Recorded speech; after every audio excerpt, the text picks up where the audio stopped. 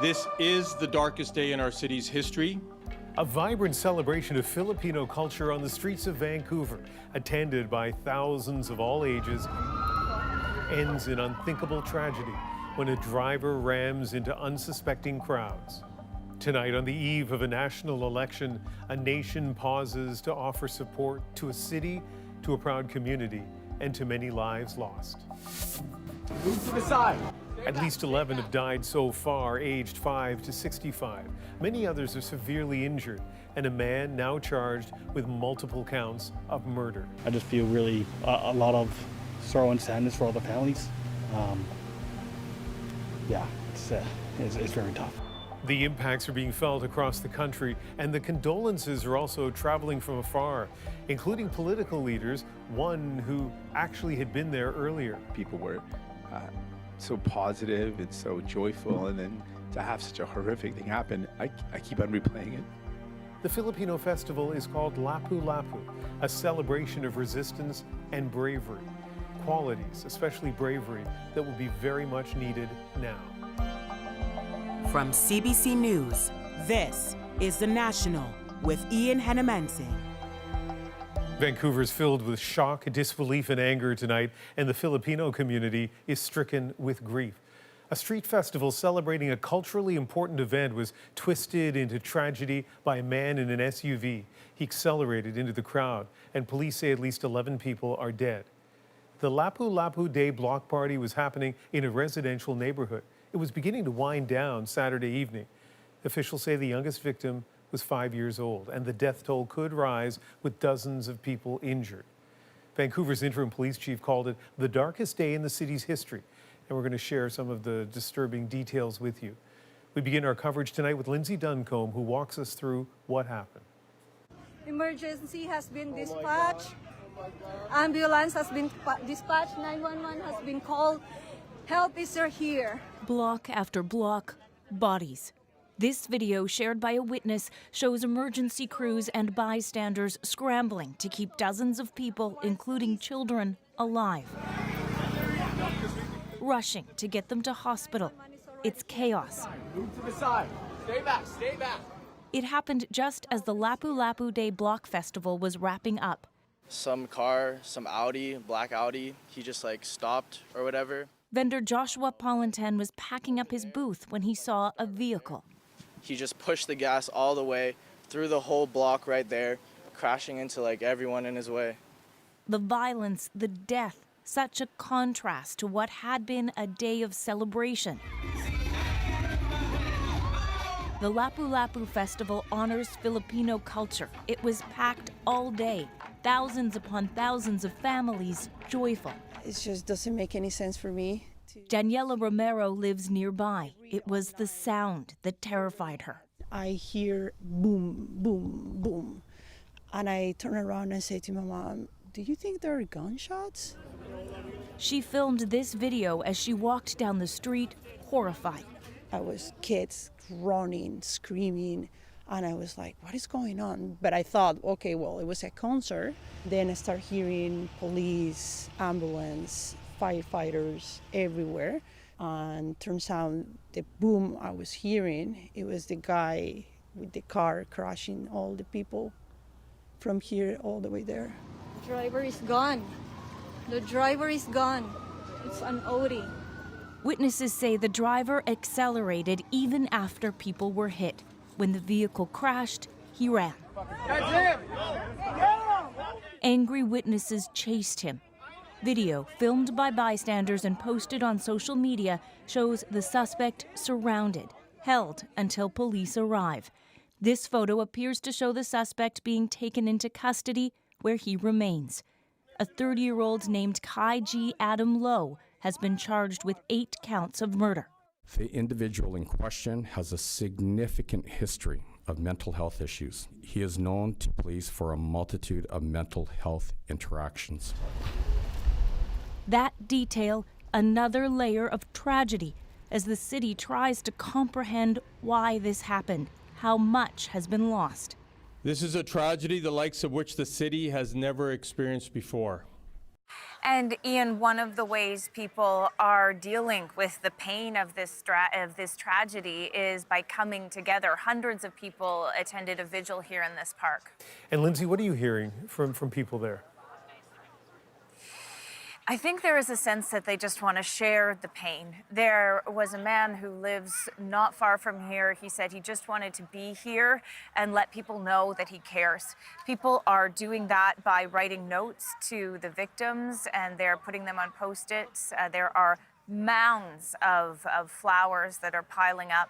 And I was also struck by all the different cultures that were represented at the vigil, including some Indigenous songs that were shared.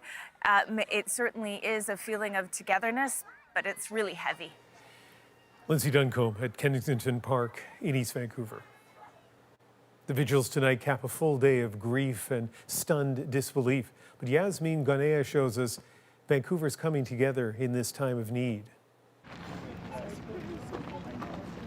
The evening vigil in Vancouver brought out the city's grief as it grapples with immense loss.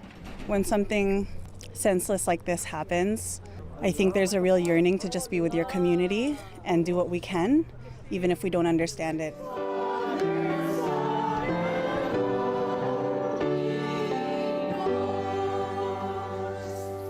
Earlier today, Filipinos and non-Filipinos packed into a church blocks away from the deadly incident. It was meant to be a day filled with music. The tight-knit community now feeling a mountain of grief. It's hard to feel it now, but we'll come out of it stronger. You can see the community standing together here today, as we will in the days to come with the family and friends of those who were injured, those who have died. Police say the victims' ages range from 5 to 65 years old. It's a senseless tragedy that has taken the lives of innocent people who were gathered in celebration, in pride, in culture. Debris and police markers still scatter the festival grounds, but there's now a growing memorial there too, as people dropped off flowers throughout the day. I just feel really a lot of sorrow and sadness for all the families. Yeah, it's very tough. It's heartbreaking. It's tragic. You know, I'm born and raised in this community. You know, my nephews play here, my kids play here. My whole life is intertwined here, and you know, just shaken to the core. I just think that my family could have been there, and it was just so senseless, really. And I just think for all the families that were affected, even though mine wasn't there, and I'm blessed for that. There's families hurting today. In the shadow of the deadly events, one of the largest road races in North America went ahead today in downtown Vancouver with a strong security presence. And at the vigil, as so many details about what happened remain unclear, mourners took solace in community. Ian, the overwhelming emotions here from people we spoke to are shock and devastation. The scale and unexpected nature of the tragedy difficult to comprehend. And at this stage, officials are still saying very little about the victims. That's right, Ian. Community members say they're still working the phones and checking on their loved ones as they don't have a fulsome idea of who all the victims are. And police say the death toll is expected to rise in the coming days and weeks. Yasmin Ganea in Vancouver tonight. And prosecutors have now charged the suspect. He made an appearance in front of a judge this afternoon. Jason Proctor joins us from the Vancouver newsroom. And Jason, what can you tell us about what happened? Well, Ian, there's a publication ban on the hearing, so I can't tell you what was said at this bail hearing, but the suspect's name is Kaiji Adam Low. He's 30 years old, and he made a brief virtual appearance this afternoon in front of a judge.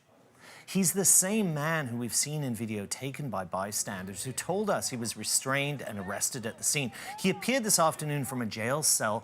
He was wearing grey prison sweats. He said very little during the proceeding, just confirming his name with his hands in front of him the whole time, and he kept his head down as a Crown and defense lawyer spoke.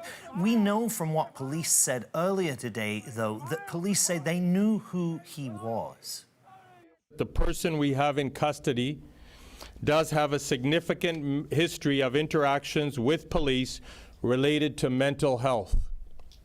I can also say with confidence that we do not believe this was an act of terrorism, nor do we believe there are any ongoing threats to our community. And do we know anything more about the nature of those interactions with police? Well, no, both the chief and the mayor, Ken Sim, said they expect a lot to emerge about him in the coming days. But, you know, they both fit this crime into a pattern of random attacks that we've seen in this city in the past few years, which have really undermined the confidence of Vancouverites. We've seen people killed and badly wounded by stranger attacks, some with knives, and now apparently with a high-end, powerful vehicle. The conversation keeps coming back to mental health.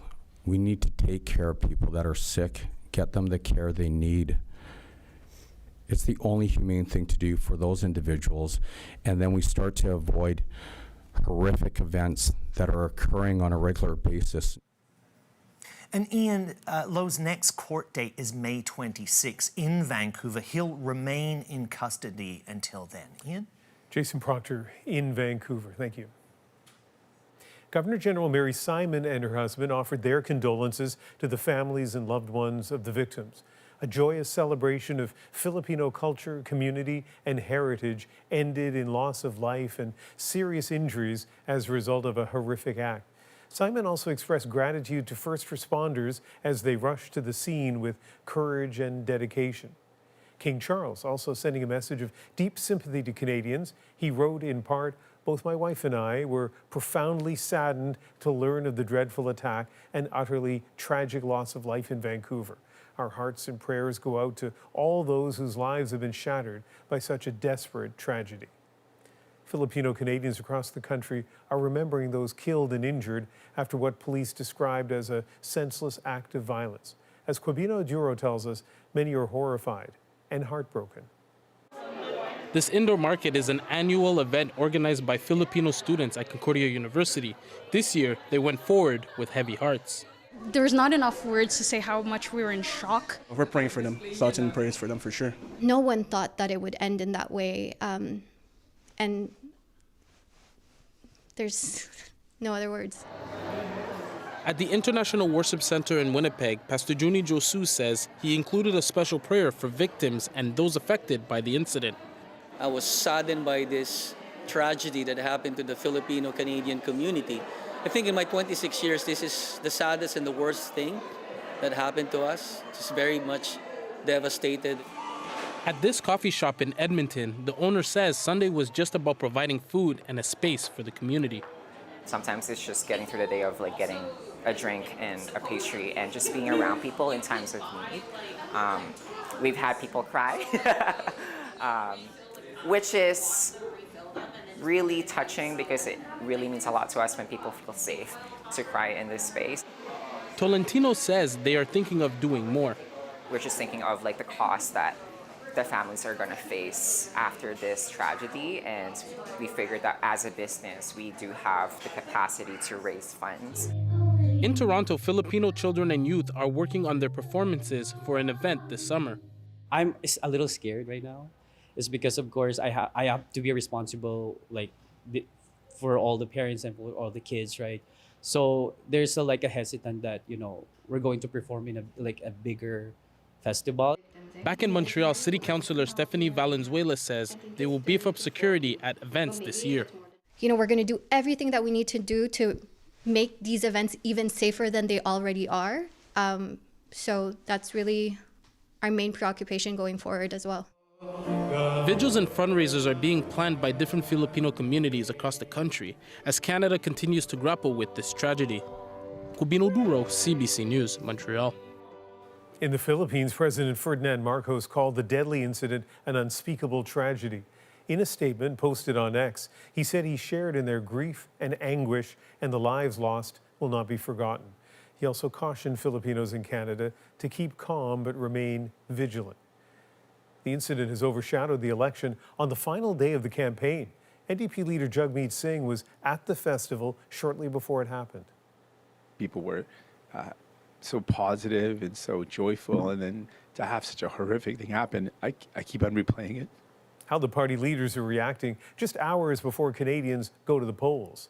Plus, There were people that were flying higher than the height of a food truck. We'll hear from someone who was at the festival about what he witnessed as the tragedy unfolded. Our coverage of the attack in Vancouver continues after the break.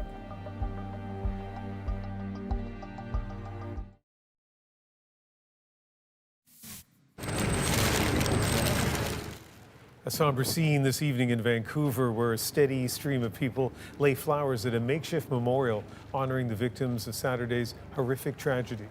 At least 11 people were killed, dozens injured when a vehicle rammed into a crowd at a popular Filipino street festival. NDP leader Jagmeet Singh was campaigning at the festival in Vancouver just minutes before the attack. Marina von Stackelberg shows us how the tragedy changed Singh's closing message and moved him to tears. Instead of a final day of campaigning in British Columbia, the NDP leader went to church. It's so sad what happened. It's so sad. Heartbreaking. Heartbreaking, yeah. Jagmeet Singh grieving with the Vancouver Filipino community. Filipino community comes here, yeah, I know. He canceled all his events except for a brief stop in the BC interior.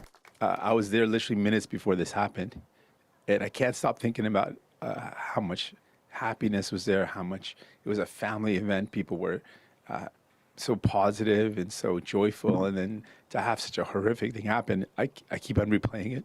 Singh visibly shaken. He had been campaigning at the festival. The act of violence unfolded right after he left. To the families, to the survivors, to everyone grieving today, we see you, we mourn with you, we stand with you, and we will not let hate win, not now, not ever. Singh's ability to speak about struggle and crisis is something his party has been pushing in the last stretch of the campaign. We are a party for the people! New Democrats are fighting to prevent significant losses on election night. In the last week, the NDP went on the defensive. Most places Singh visited were in ridings his party already holds. It's a sign of the fight to keep them. Let's get out there and knock on every door. Let's talk to every neighbor. Let's move every single vote. Because when we fight, we win. When we fight. Singh says it's the NDP that has pushed for things that make people's lives better, like dental care. He says it's proof the New Democrats are the ones to hold a future government to account, and why Canadians should vote for them. Marina von Stackelberg, CBC News, Vancouver. The Vancouver tragedy also weighed heavily on Mark Carney's final day on the trail. A couple of campaign stops were canceled and others scaled down as Carney walked the line between Liberal leader and Prime Minister. Ashley Burke explains. The crowds were big, but they were supposed to be bigger, and there were supposed to be more events. The reason you were waiting, I think we know, which is the tragedy, the absolute horrific tragedy in Vancouver. Instead, Liberal leader Mark Carney scaled back his appearances today, canceling 2 big rallies in Calgary and Richmond, BC, all because of a deadly attack in Vancouver. It's a terrible loss in a very tight-knit community. Carney started the day by pausing the race to offer his condolences as Prime Minister. Last night, families lost a sister, a brother, a mother, a father, a son, or a daughter. Those families are living every family's nightmare. Then headed west, delivering speeches with fewer partisan jabs, not mentioning Pierre Poilievre by name, though still taking aim at Donald Trump. That's what we're talking about here in this election, is coming together, supporting each other across this city, across this province, across this country. And we are so much stronger than anything Donald Trump or anyone else can throw at us. Carney's entire campaign from start to finish has focused on who is best to take on Trump, often targeting voters who supported another party in the past. I used to be conservative. Why are you supporting Mr. Carney this time? It's because he's bringing the country back together. After paying tribute to the victims of the Vancouver attack from a distance, tonight Carney, along with BC's Premier, visited a Filipino church and the spot where the unthinkable act took place. Carney is ending his race here in BC, campaigning until the last minute, then flying overnight to Ottawa, seeking what he calls a strong mandate. Ashley Burke, CBC News, Vancouver. Conservative leader Pierre Poilievre also began his day focusing on Vancouver before heading off on a swing of several Southern Ontario ridings. Kate McKenna has a look at the Conservatives' final day of campaigning. Before a day of rallies, Pierre Poilievre paid tribute to those killed in Vancouver, offering condolences at a Filipino church. I want you to know that all of our country is with you today as you mourn this terrible loss. But then it was back on the road. He hit 4 stops across Ontario: Oakville, Pickering, Keene, and his own Ottawa area riding Carleton. Thousands waited in line to see the Conservative leader. What's not to like about Pierre Poilievre? He is for the people. He cares about his family. They understand that the last 9 years have been a struggle. Every year's been worse than the year before, and we're tired. We hold our elected officials accountable through our vote.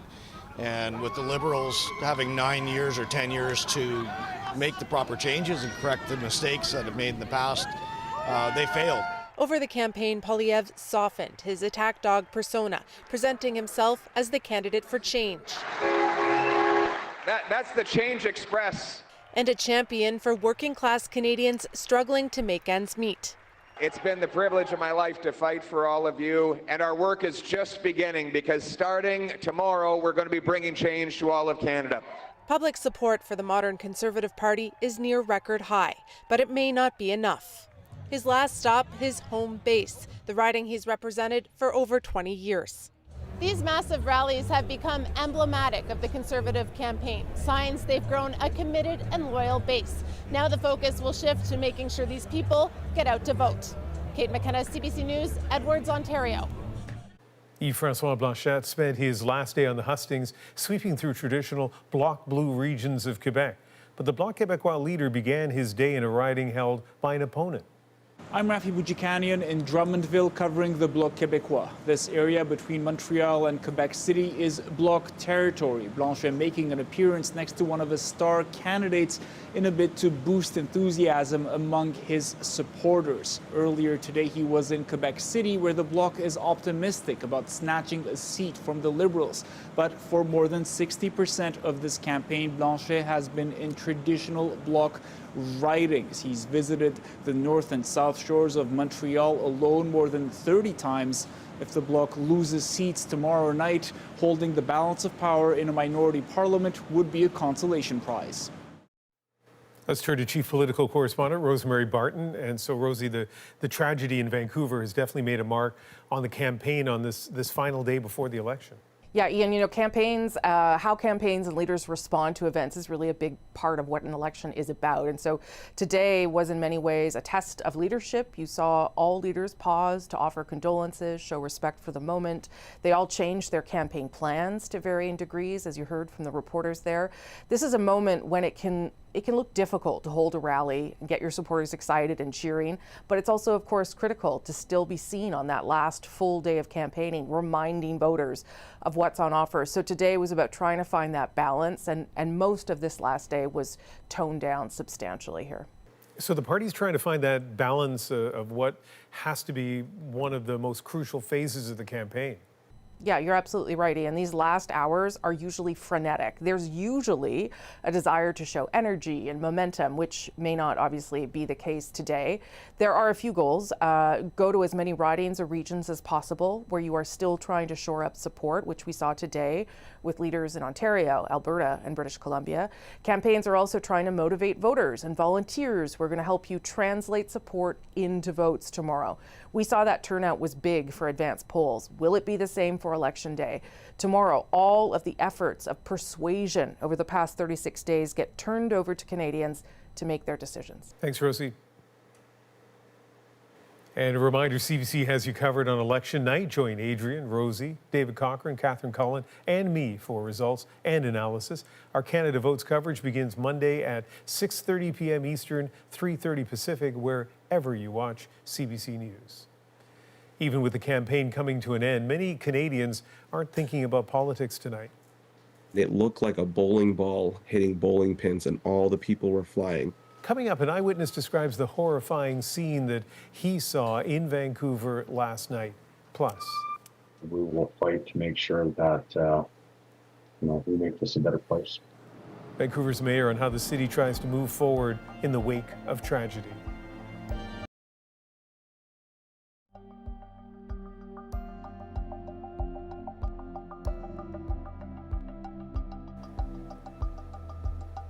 Vancouver police say the carnage at the Filipino Street Festival was not an act of terrorism.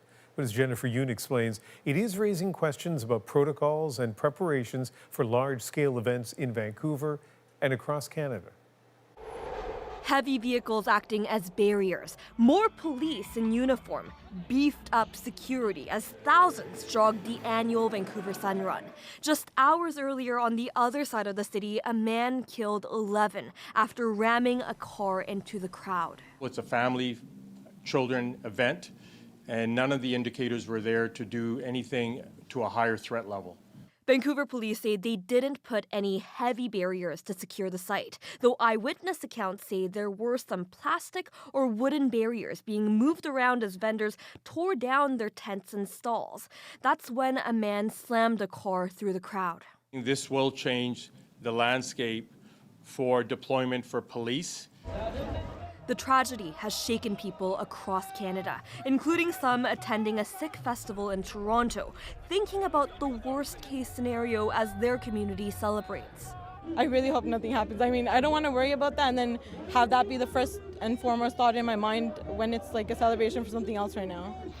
Around the world, there have been several similar incidents in the past few months, including in New Orleans on New Year's Day and in Germany last December. Here in Canada, the 2018 van attack in Toronto killed 11.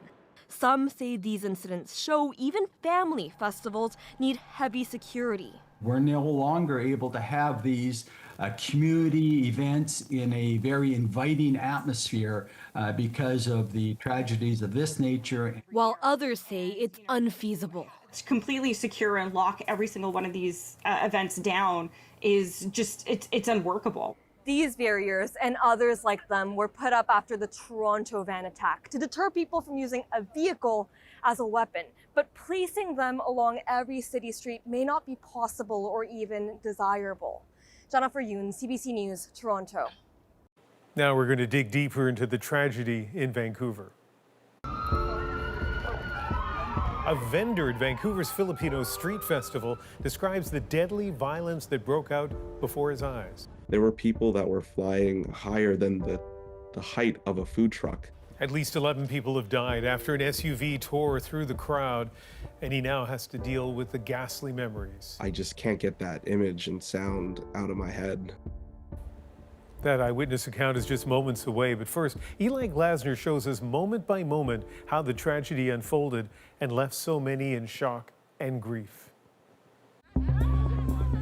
As tens of thousands gathered for the Lapu Lapu Day block party, no one had cause to suspect the day would end in tragedy. This is what happened and why so many were caught by surprise. Much of the celebrations took place on a field behind John Oliver Secondary School. The only public roadway that required closure was East 43rd Avenue, what the acting police chief described as a minor road. This area was designated for food trucks, and there were no known threats to the event or to the Filipino community.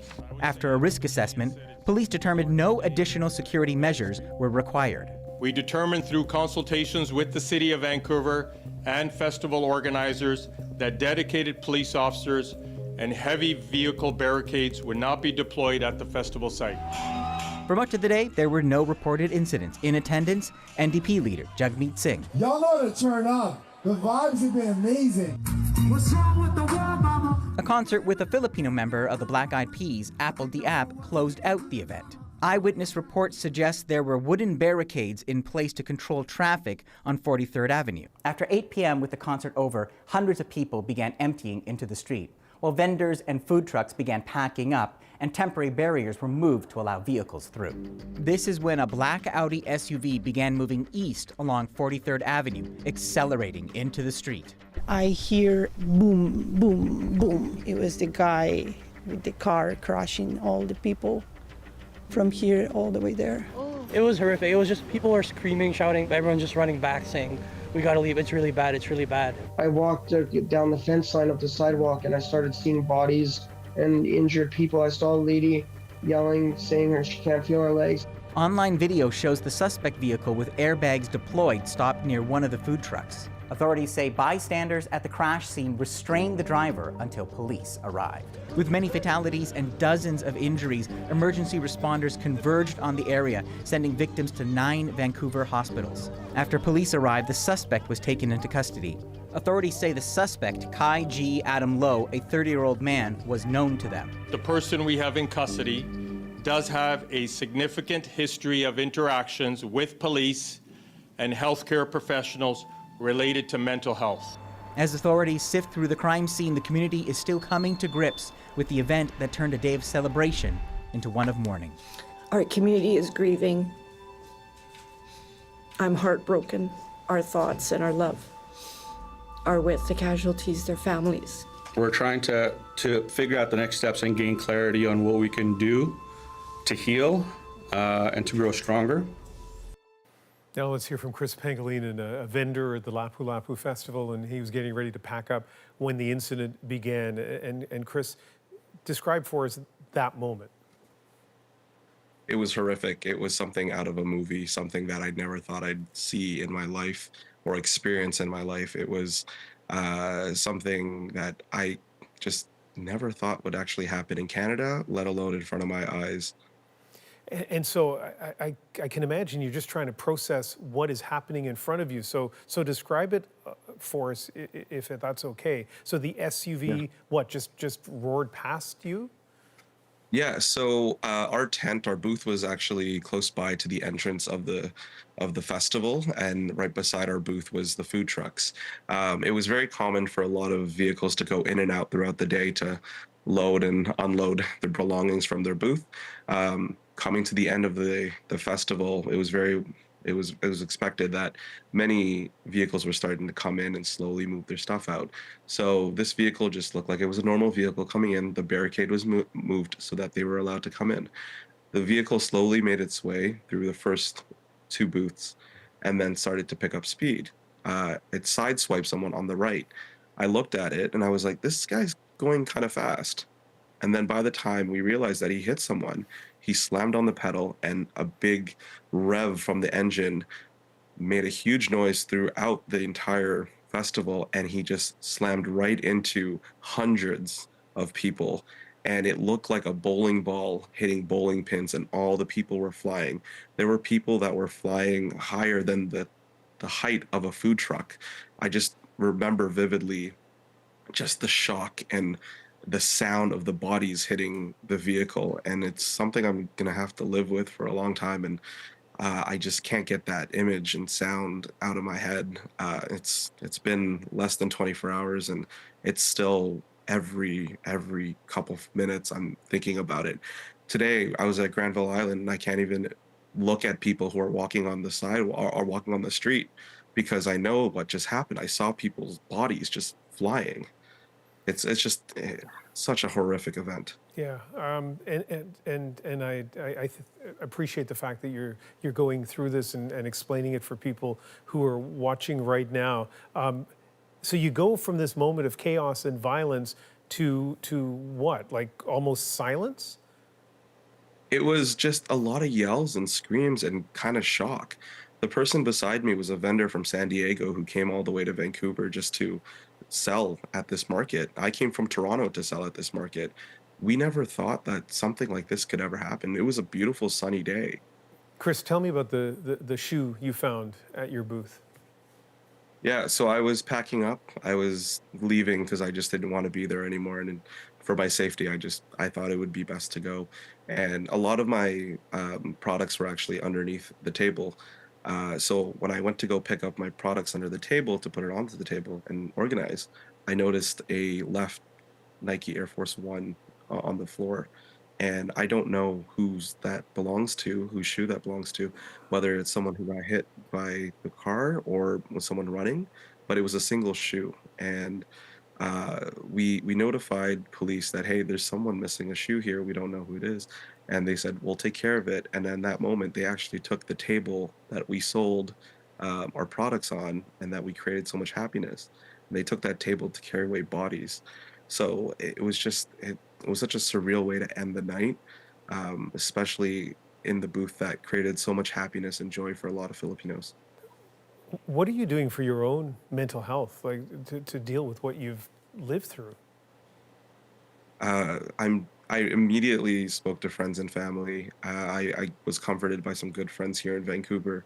I'm very lucky to have them in my life. And right now, I'm getting ready for a flight to go back to Toronto, and I just really want to go home and hopefully just be with my family. That's really it. I think hopefully I'll be able to get some kind of help through some therapy. But right now, as someone who used to work in news, and I saw a lot of this trauma and these accidents that happen and on video, it's different. It's a different feeling than being numb and understanding how that works. This is actually something that happened in front of my eyes. So it's going to take some time to process, but there are others that have been affected more than I have, especially through injuries or death.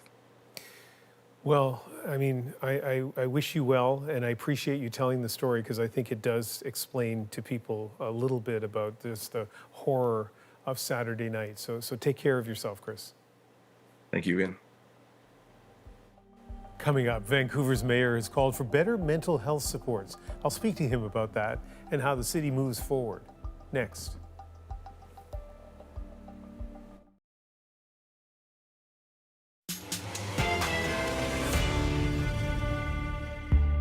Vancouver grapples with the horror of shattered peace and lives lost after an SUV sped through a Filipino street festival. And then I start hearing police, ambulance, firefighters everywhere. Mayor Ken Sim speaks for the community, now gripped by grief. It's a really devastating time, and all I want to say is we love you and we'll always be here for you. After tragedy claimed at least 11 lives, we ask about his priorities for protection and safety. Vancouver Mayor Ken Sim, thanks for joining us on this difficult day for your city. How are you feeling tonight about everything that's happened? Well, I think I'm feeling like pretty much every single Vancouverite feels like right now. Devastated, heartbroken, scared, angry. It's been, what happened last night was absolutely horrific, and just families are devastated. Little kid, was one of the fatalities. A 5-year-old, ranging to 65 years old. It's just a terrible, terrible time right now for the community and for Vancouver. Yeah, it absolutely is. The Vancouver Police Department says the driver has a history of mental health issues and that they have had contact with him. And you've said you're going to push for reform. I know it's early, but what are you proposing? Yeah, the first thing I want to do is, we just want to send our hearts and our thoughts to the entire Filipino community and the residents of Vancouver as well. This has just been a really tough time. And our focus at the city is just making sure that people that are affected get the services and the support they need. There will be a lot of time in the upcoming days and weeks to talk about what needs to be done, and we'll have some really hard conversations. Don't worry about that. But I think from a very general perspective, we do have people that have mental health challenges that are significant that shouldn't be directing their own care. And if this situation is another one of them, you can see what happens when this stuff goes unchecked. And cities, Vancouver, we're not alone. Cities across this great country of ours, we do not have the jurisdiction to, take care of people. We are not healthcare. That's a provincial responsibility with federal support. We need senior levels of government to step up and help us address these issues, or there are going to be more press conferences like the one you saw today across this country. Yeah, so this is not the first time you've called for more mental health support after incidents that have been shocking. None with the death toll of this one, but still, there have been some other shocking incidents. Do you think it can be dealt with? Do you think these types of incidents can be reduced? I truly believe so. You know, at the end of the day, it seems like we repeat history. You know, this wasn't the first time. It's just the sheer size of it has been absolutely devastating.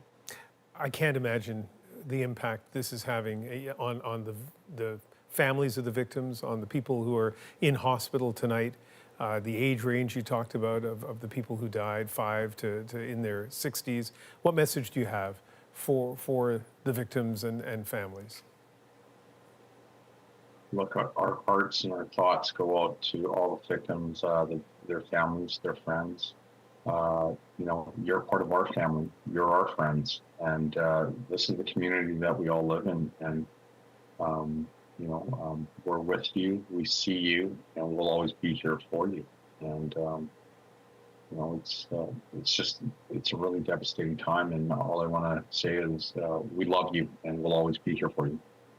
You described this as the darkest day for your city, for our city, Vancouver. What impact do you think this is going to have on Vancouver? I know we're going to get through this. So I just want to put that out. It's not going to be easy. There are going to be a lot of tears, you know, a lot of sorrow, a lot of sadness, but we'll get through this. And it's going to take a lot of work to, you know, first make sure that people have the support they need, but then working and demanding from, you know, senior levels of government, you know, enough's enough. And we really need to take this seriously, and we need to do something about this. Because if not, there's going to be more sorrow in the future, and there's going to be a lot of sadness, and there's going to be a lot of hurt. And that's not the city or the province or the country that I want to live in. And, you know, come hell or high water, we will fight to make sure that, you know, we make this a better place. Mayor Sim, thanks for speaking with us. Thank you very much, Ian. Coming up, Vancouverites reflect on the lives lost to this attack. It was full of immigrants. Nobody was doing something wrong. Someone just came and killed them. Messages of grief and resilience. Next.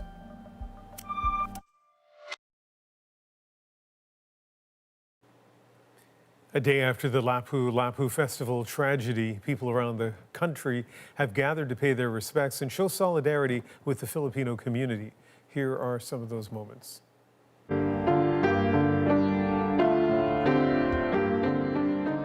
It was meant to be a day filled with music, dancing, food, laughter, but it turned out to be a traumatizing day to the whole community.